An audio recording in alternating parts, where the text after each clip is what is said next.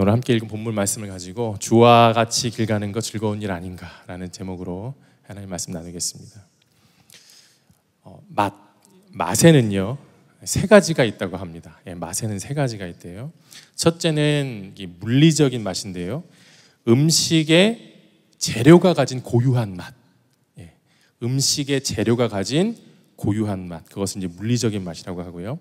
두 번째는 화학적인 맛인데요, 이것은 그 재료가 어떻게 양념이 되었냐에 따라 달라지는 맛을 말합니다. 그러니까 화학적인 맛은 재료가 어떻게 양념이 되었냐에 따라서 맛이 달라지는 것.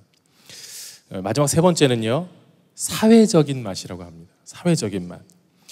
여러분, 우리가 흔히 이런 말들을 하죠. 무엇을 먹느냐보다 누구와 먹느냐가 더 중요하다. 그렇죠? 무엇을 먹느냐보다 누구와 먹느냐가 더 중요하다. 즉, 아무리 맛있는 음식을 먹는다 하더라도 누구하고 먹느냐에 따라서 그 맛이 다르다라는 것이죠. 다르다라는 것입니다. 좋은 사람, 사랑하는 사람과 함께 음식을 먹는 것은 그 자체만으로도 큰 기쁨이 된다는 것입니다. 이것이 사회적인 맛이에요. 여러분은 세 가지 중에 어떤 맛을 가장 중요하게 생각하십니까? 누구와 같이 했냐에 따라서 최고와 최악이 결정되는 또 다른 한 가지가 있습니다. 그것은 뭐냐 하면 여행입니다. 여행. 저는 지난주에 휴가를 보냈는데요, 그 휴가 일정 중에 1박 2일은 그 아내와 둘만 보내기로 하고서 준비를 했습니다.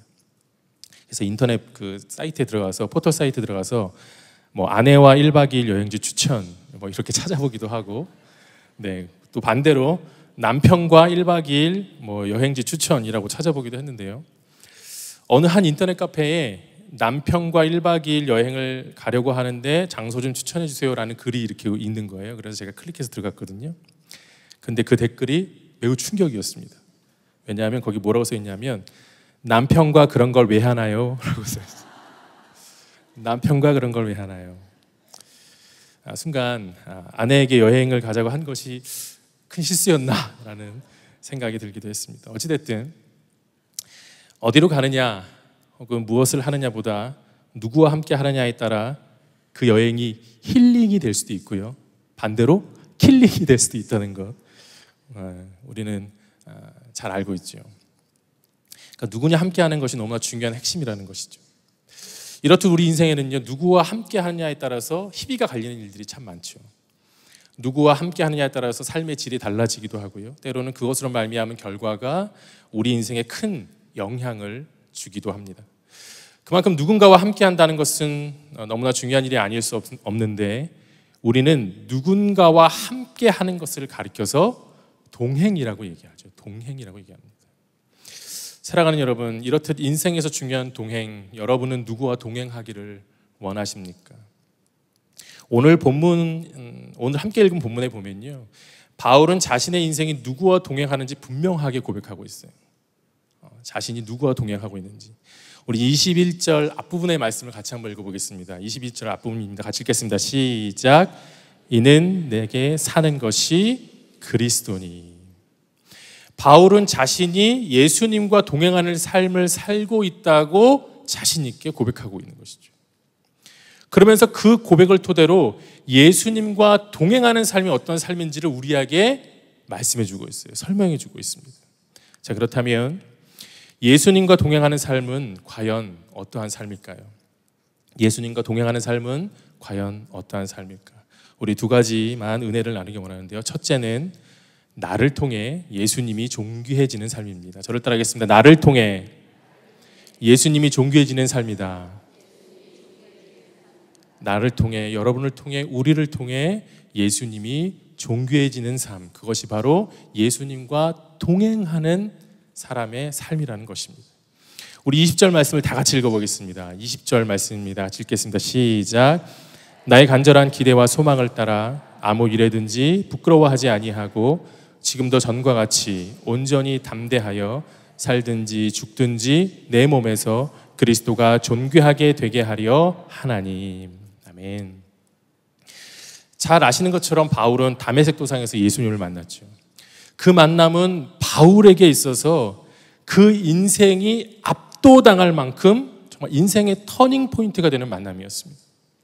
그 만남으로 인해 바울은 그분의 아주 놀라운 사랑, 그리고 선하심, 그리고 자신의 삶을 용서하시는 그 용서하심, 그 모든 것들을, 그 은혜들을 경험하게 됐죠.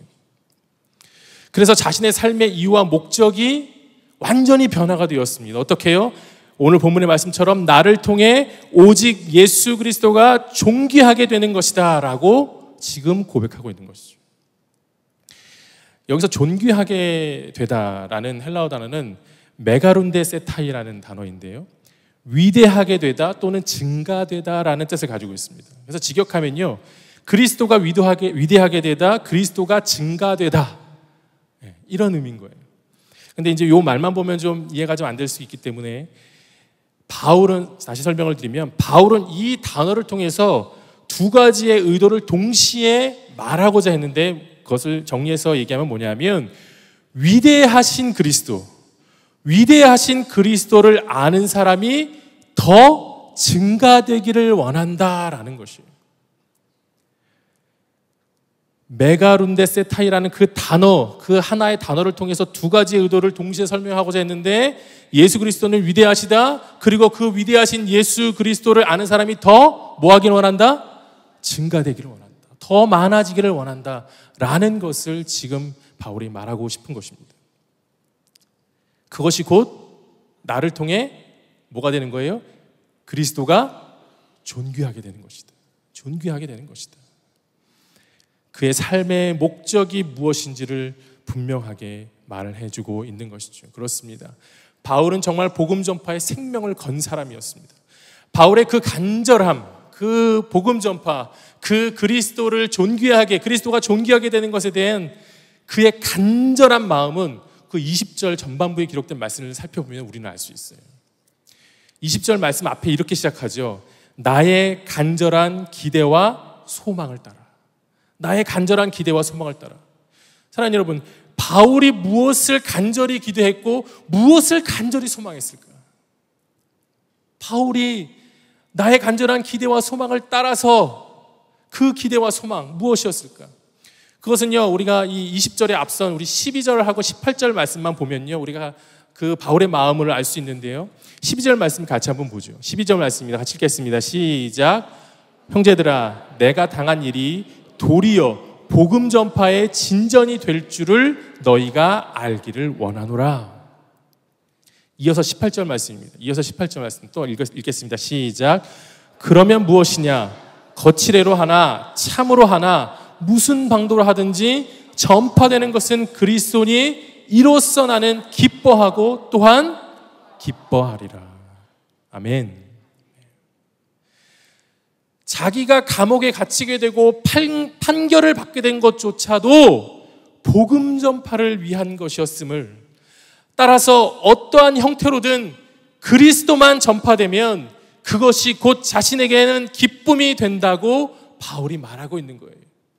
다시 말해서 그 복음 전파가 그에게 있어서 얼마나 간절한 기대이며 소망이었는지를 지금 우리에게, 또한 당시 빌립보 교인들에게 지금 이야기하고 설명하고 자기의 마음을 말하고 있는 것입니다.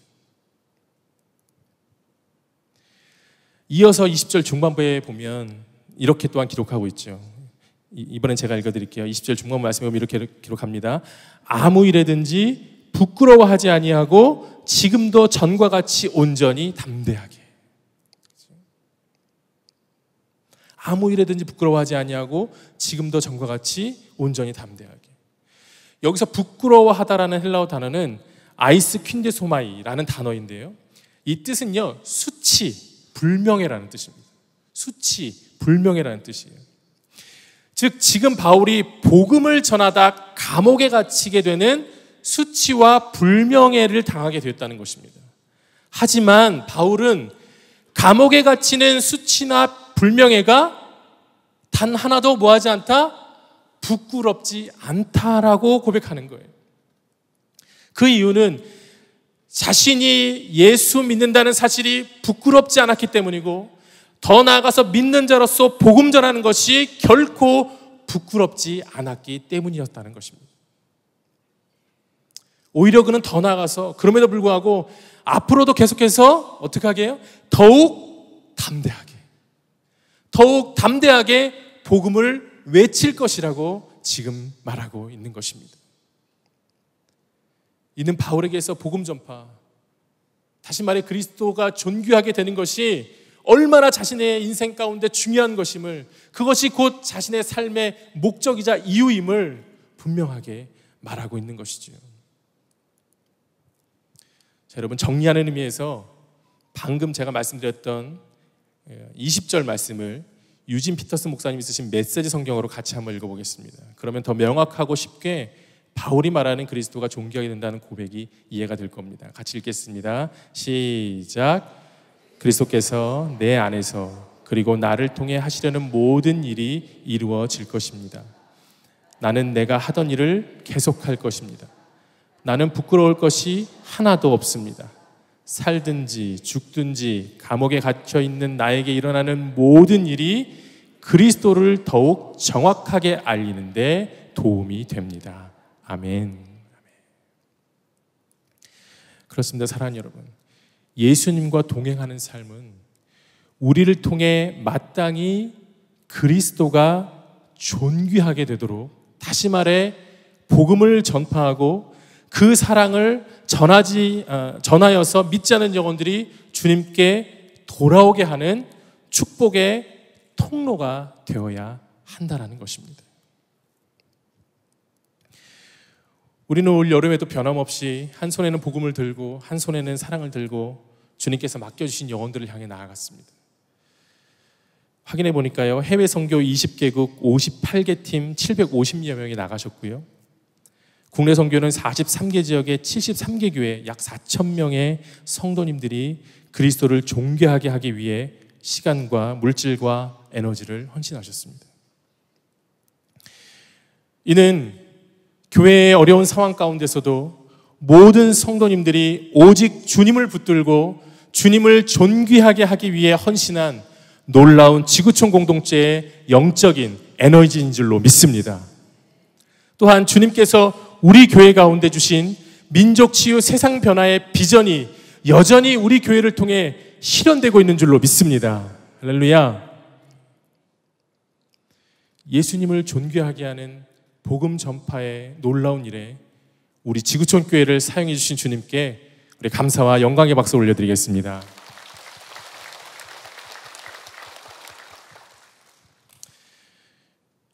예수님과 동행하는 삶은 바울처럼 나를 통해 주님께서 존귀하게 되는 것, 즉 복음을 전파하는 삶을 사는 것입니다.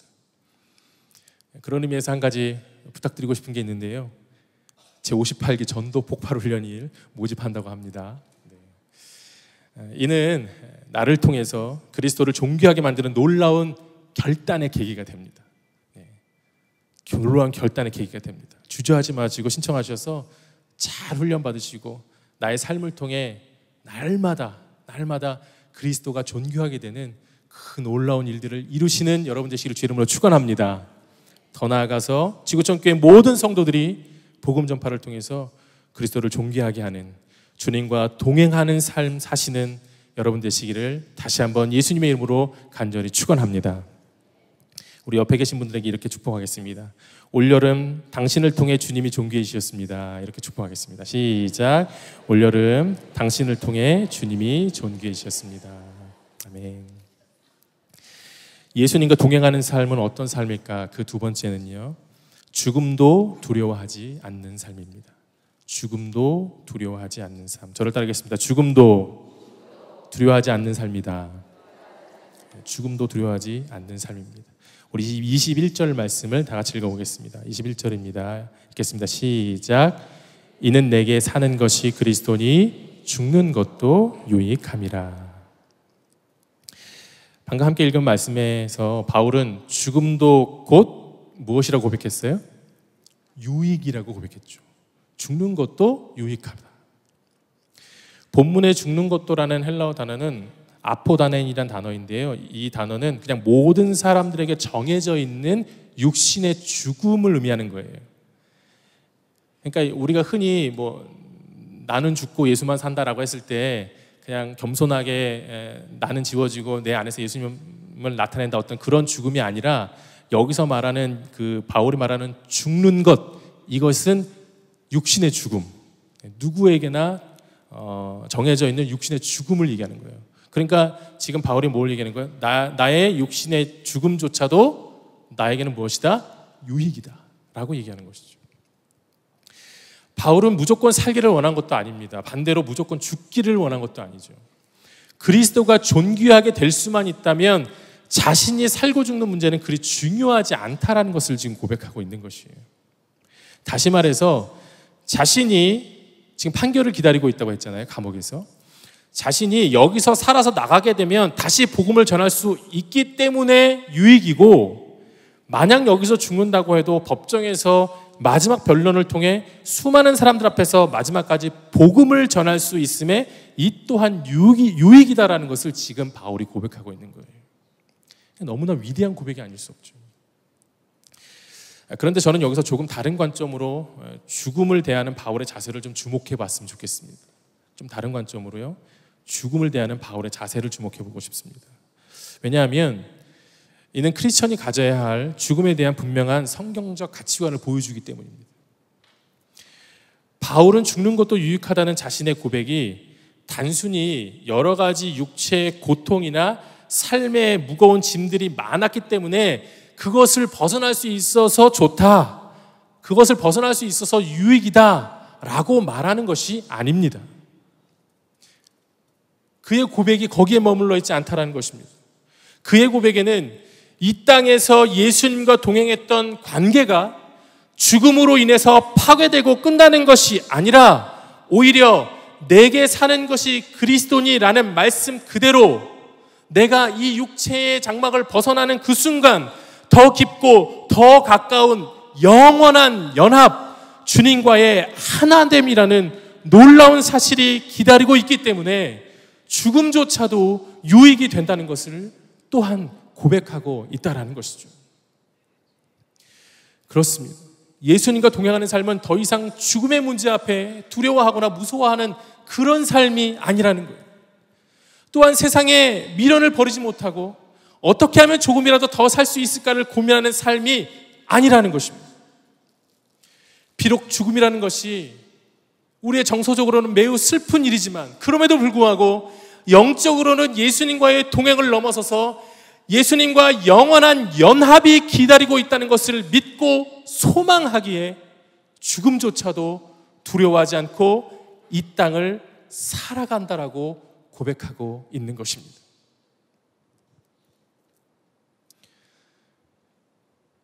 여러분, 장례를 집례하다 보면 하관 예배를 드리게 되죠. 여러분들도 아마 같이 많이 참여해 보셨을 텐데요. 하관 예배는 고인을 화장하거나 매장할 때 드리는 예배입니다. 한 번은 성남 영생원에서 하관 예배를 드리는데, 가보신 분은 아시겠지만 영생원은 예배드리는 공간이 매우 협소합니다. 매우 협소합니다. 예배를 시작하고 찬송을 부르기 시작하는데 동시에 바로 옆칸에서 통곡을 하기 시작했습니다. 정말 예배드리기 어려울 만큼 큰 소리로 그 옆칸에서 울기 시작했죠. 장례 예배이기 때문에 사실 뭐 큰 소리로 예배를 인도하는 그런 분위기는 아니었음에도 불구하고 소리를 크게 내지 않으면 제 목소리가 같이 예배드리는 분들한테 들리지도 않을 만큼 엄청난 큰 통곡들이 옆에서 들렸습니다. 예배를 마치고 지나가면서 그 옆을 살짝 들여다보았습니다. 역시나 예상했던 대로 종교가 없는 사람, 아니 어쩌면 종교가 다른 종교를 가지고 있을지는 모르지만 분명한 것은 기독교인은 아니었다는 것입니다. 저는 그때 분명하게 확신한 것이 있습니다. 그것은 뭐냐면 예수 믿는 사람들에게는 결코 죽음이 끝이 아니다라는 것이었습니다. 예수 믿는 사람들에게는 죽음이 결코 끝이 아니다. 이는 예수 믿는 사람이 감정이 없어서가 아닙니다. 독한 마음을 가졌기 때문도 아닙니다. 울 줄 몰라서가 아니에요. 죽음은 끝이 아니라 예수님과의 영원한 연합임을 알기 때문에, 또한 그것을 믿기 때문에 죽음이라고 쓰고 감사 혹은 유익이라고 읽으며 고백할 수 있다라는 것입니다. 데살로니가전서 4장 16절에서 17절은 우리에게 이렇게 말씀하십니다. 주께서 호령과 천사장의 소리와 하나님의 나팔 소리로 친히 하늘로부터 강림하시리니 그리스도 안에서 죽은 자들이 먼저 일어나고 그 후에 우리 살아남은 자들도 그들과 함께 구름 속으로 끌려 올려 공중에서 주를 영접하게 하시리니 그리하여 우리가 항상 주와 함께 있으리라. 아멘. 예수님을 믿는 우리들에게는 죽음이 끝이 아닌 줄로 믿습니다. 세상에서의 동행을 넘어서서 예수님과의 영원한 연합이 우리를 기다리고 있는 줄로 믿습니다. 그것이 천국 백성의 삶이죠. 하늘의 소망을 두고 사는 삶. 언젠가 우리가 죽음을 맞이하여 예수님 앞에 섰을 때 분명히 예수님은 이루 형용할 수 없는 그 따뜻한 품에 저와 여러분을 안아주실 줄로 믿습니다. 이 사실을 믿고 기억함으로 죽음도 두려워하지 않는 예수님과 동행하는 삶을 사는 저와 여러분이 되시기를 예수 그리스도의 이름으로 간절히 축원합니다. 말씀을 맺습니다. 제가 서두에 누구와 같이 했느냐에 따라 최고와 최악이 결정되는 것이 있다고 했는데 그것이 뭐라고 말씀드렸죠? 여행이라고 말씀드렸죠. 여행. 믿는 자들은 그 인생을 두고 본향을 향해 나아가는 순례자, 즉 여행자라고 이야기하죠. 여행자라고 이야기하죠. 따라서 우리의 믿음의 여정을 반드시 최고로 만들어줄 누군가와 우리는 동행을 해야 됩니다. 누군가와 동행을 해야 되죠. 그분이 누구일까요? 그분은 바로 예수 그리스도인 줄로 믿습니다. 그렇기에 날마다 주님과 동행함으로 우리의 행하는 모든 것 신뢰하고 사랑하고 또 소망하고 순종하고 전도하고 주님을 따르는 모든 일들이 기쁨과 감사로 채워지는 멋지고 즐거운 우리의 인생이 되시기를 예수님의 이름으로 간절히 축원합니다.